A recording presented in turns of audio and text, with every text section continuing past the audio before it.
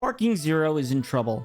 And listen, I need to start this video out by saying I absolutely love the game. I have had the most fun in gaming in a long time playing this Sparking Zero game, but we got to be honest with ourselves about the real issues that are going on. And if you disagree with them, that's fair.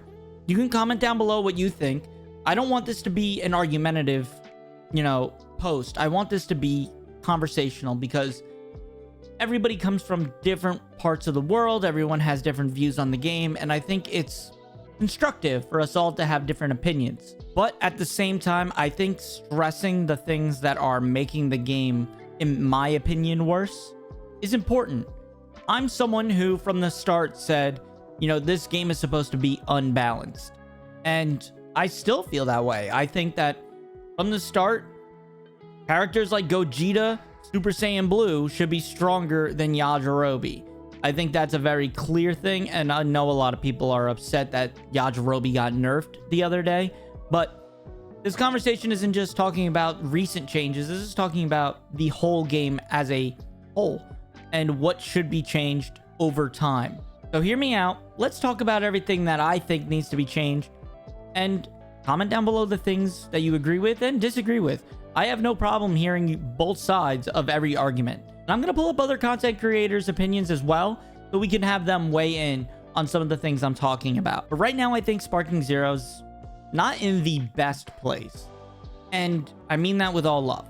So first off, everybody wants to know about nerfing After Strike Image and, the Senzu Bean even more, and just a lot of different things. I think Senzu Bean is in a perfect place. I don't think you guys need to nerf those abilities.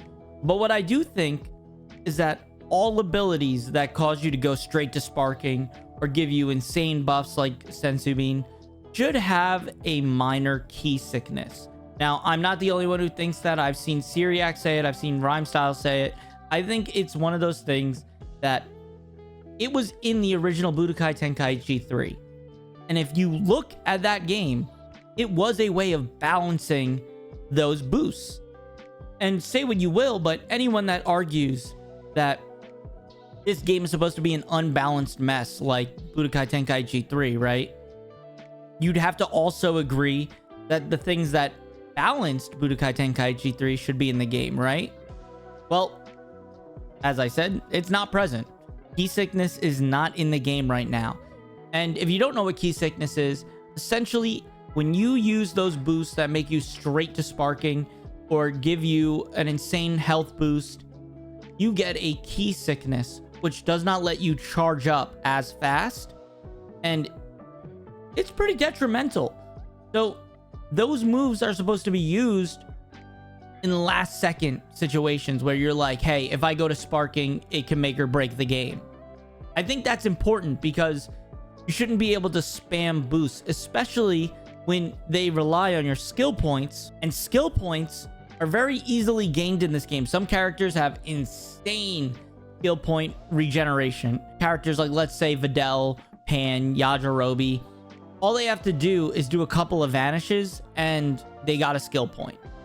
Where other characters, it takes a long time. Now, you might say the skill point regeneration is a balancing.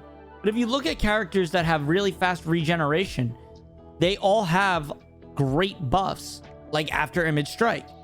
If they have After Image Strike and they have really fast regeneration, that's a little broken.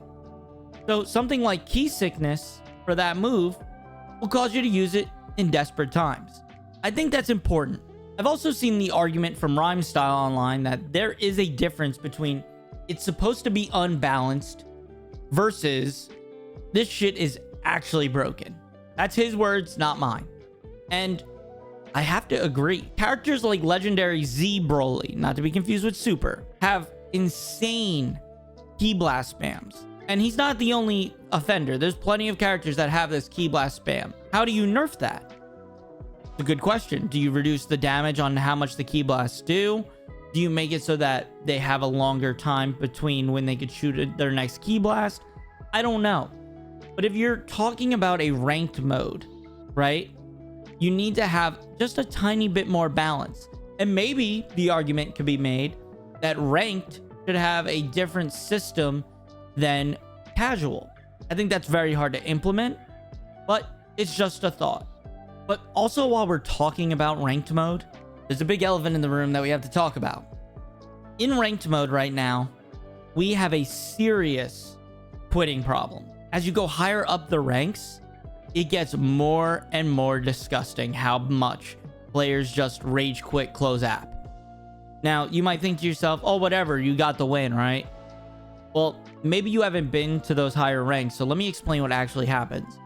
If you rage quit against me, let's say, and I'm about to win, nothing happens for you. There's no real punishment. They've claimed that they're taking away rank score and that they would actually ban players from ranked for doing that. But we haven't actually seen any people get that punishment. We've seen warnings, but that's it. Also, let's talk about the winner side. If you were someone that didn't rage quit and were playing the game and was winning, especially, let's say, in a DP battle that lasts sometimes almost like 10 minutes, well, you're out of luck. You lose your time and you don't get any points for that win. So I think something needs to be put in place that says, hey, this player disconnected. We need to take a certain amount of their score and give it to the winner who did not disconnect. Until that happens, players are going to continue to rage quit constantly in ranked. Going through A, S, and Z in the ranked, horrible.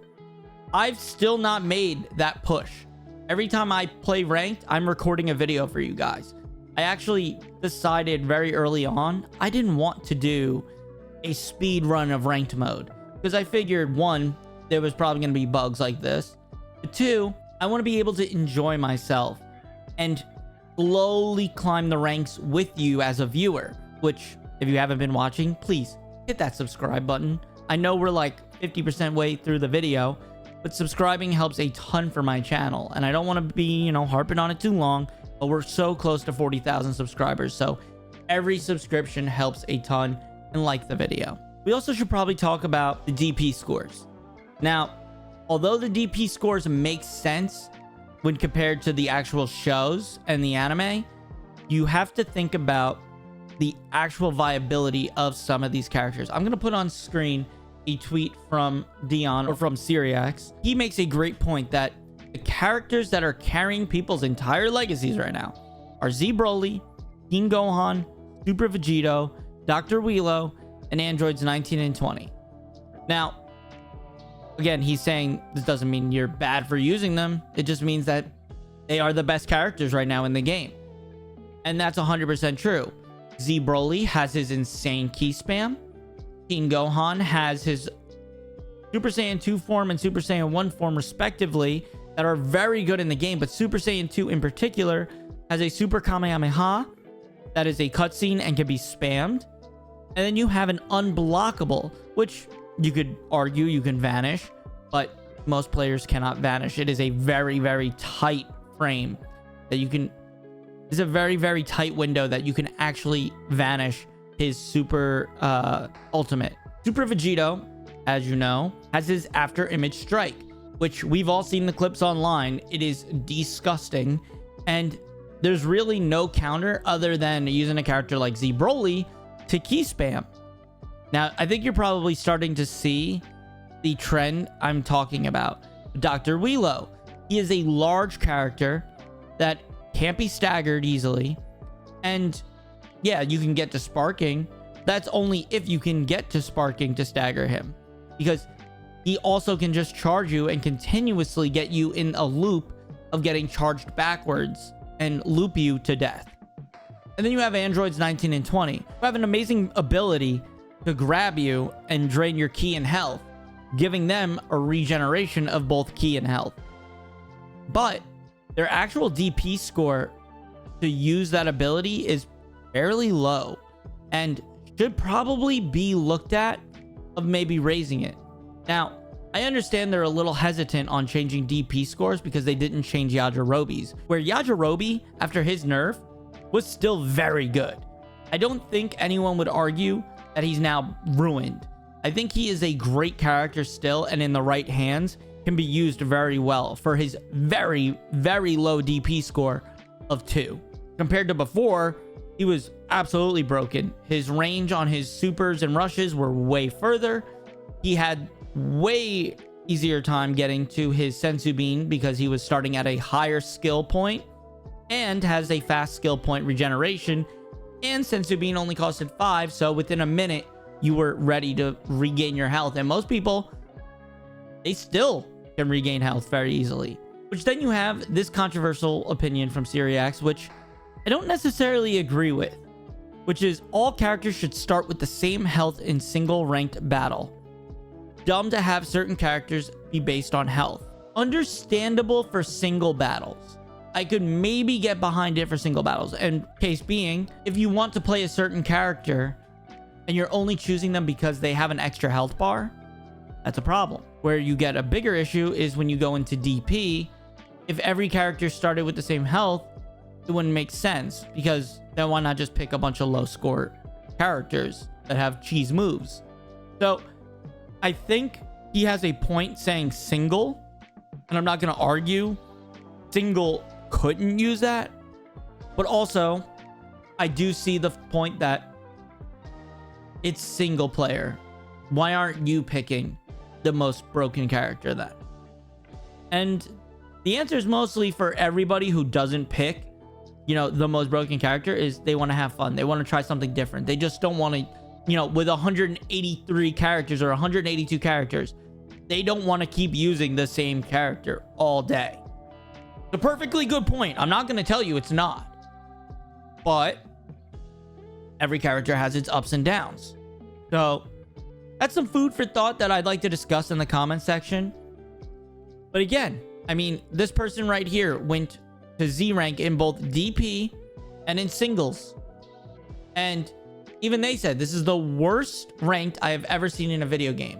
And their reasoning, if you go through the comments, because of all the people quitting. People are quitting left and right.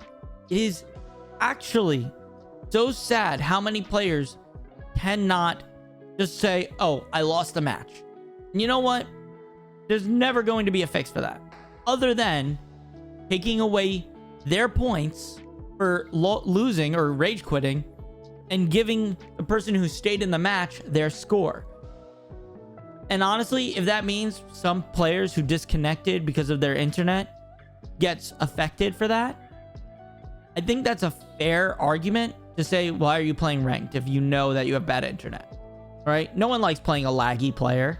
And we always choose to do a score of 4 or higher when it comes to internet connection. If you guys don't know, you can choose to play against players with a higher internet connection. So if they're lagging and they have a higher internet connection based on whatever the game's algorithm is, there's probably a problem. Now, like I said, I love the game. Look at stuff like this where, you know, people are modding in Link to replace Tapion just for fun. That's awesome. I'm planning on doing a video where I go through a bunch of mods and, you know, try a bunch of different things that are pretty crazy. And I have a bunch of them already set up, like Chi Black. Yeah, there are some cool stuff out there, but you have to bear in mind that this game, although it's supposed to be faithful for Budokai Tenkaichi 3, it's still supposed to be balanced in enough of a way. There's no problem with having broken abilities and broken things, but let's take the things that balanced Budokai Tenkaichi 3, like Key Sickness, and bring those things back. I think Vanishing is a great example of that. In Budokai Tenkaichi 3, Vanishing had a tighter window. It was about a couple of frames, or even a single frame, I think, in order for you to vanish someone's attack on you. Now, it's a wider window, about 12 to 16 frames. The problem with that is that now everybody can do it, especially at the mid to higher ranks. So battles are taking a lot of time and are all looking essentially the same. Now, I like Vanish Wars. I'm not going to say they're not a fun thing, and they're definitely rewarding when you pull them off, or even cut them off with a Z counter, which is a harder thing to pull off. And a lot of people don't realize how hard Z counters are, but Z counters don't have a trade-off. You could spam Z counters all day if you get good at them, and there's no real punishment for doing it. There's a lot of defensive buffs in this game that were not present in Budokai Tenkaichi 3. For us to say that it needs to be the same as Budokai Tenkaichi 3 and to not take that into consideration, it's a little unfair to say it needs to be broken when there's new things added that are even more broken, and old things that were broken before are even more broken, and the things that counteracted those broken abilities aren't present. I hope this video serves you well. I'm not looking to attack anyone in the community. I'm not looking to start a war. I'm looking to start a conversation because I love the game, and I think Bandai actually cares about what we say, including myself. You don't know, Bandai shouted us out as one of the top 100 creators under 100,000 subscribers, and it's an honor, first off, to get that appreciation. Let's blow their expectations out of the water by getting us all the way to 100,000 subscribers by the end of next year, and who knows, maybe we'll be even more on their radar, and I could continue to try to be the voice for you guys. So comment down below your opinions, and maybe we'll do a recap video that is like a part 2 to this, where I talk about your comments on this video, and we try to say, you know, is your points valid? So like, subscribe, I'll see you guys in the next video.